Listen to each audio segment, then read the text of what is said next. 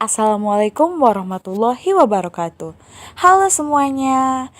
Untuk anak-anak ibu, hari ini kita akan belajar materi demokrasi di dalam kehidupan bermasyarakat, berbangsa, dan bernegara. Jadi, ayo kita simak video animasinya. Pertama kali yang akan dibahas yaitu hakikat demokrasi. Sebenarnya, apakah hakikat demokrasi?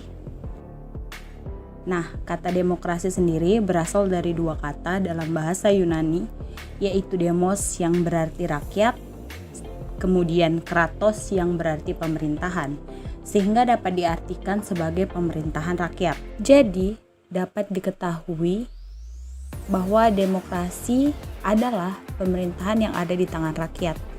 Jadi seharusnya sebagai seorang rakyat, kita mampu mengamalkan demokrasi dengan baik. Jadi, makna demokrasi sebagai dasar hidup bermasyarakat dan bernegara mengandung pengertian bahwa rakyatlah yang memberikan kekuatan dalam masalah-masalah mengenai kehidupannya, termasuk dalam menilai kebijakan negara, karena kebijakan negara tersebut akan menentukan kehidupan rakyatnya.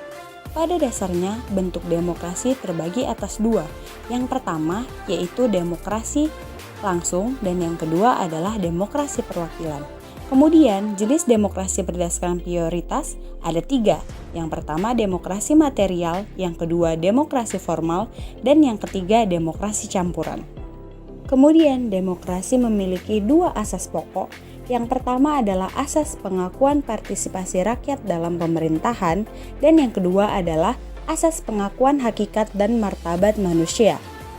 Perkembangan demokrasi di Indonesia dapat dibagi menjadi 4 periode, yaitu 1. Periode 1945 hingga 1959 yang disebut demokrasi parlementer.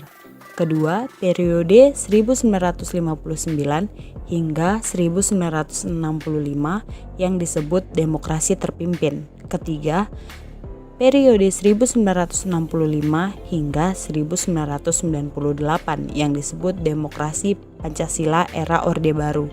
Yang terakhir, periode 1998 hingga sekarang yang disebut demokrasi Pancasila era Reformasi. Penerapan budaya demokrasi pada lingkungan masyarakat sebenarnya dapat diwujudkan dalam berbagai bentuk. Di antaranya, yang pertama, bersedia mengaku kesalahan yang telah dibuatnya. Yang kedua, kesediaan hidup bersama dengan warga masyarakat tanpa diskriminasi. Yang ketiga, menghormati pendapat orang lain yang berbeda dengannya. Yang keempat, menyelesaikan masalah dengan mengutamakan kompromi.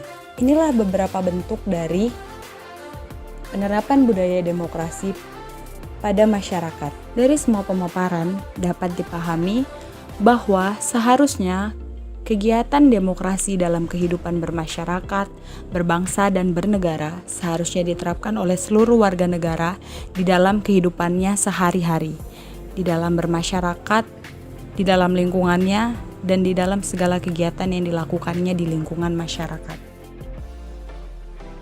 Sekian video animasi dari kelompok kami yang berjudul Demokrasi di dalam Kehidupan Bermasyarakat, Berbangsa, dan Bernegara yang dibuat untuk memenuhi tugas inovasi pembelajaran PPKN. Sekian dan terima kasih.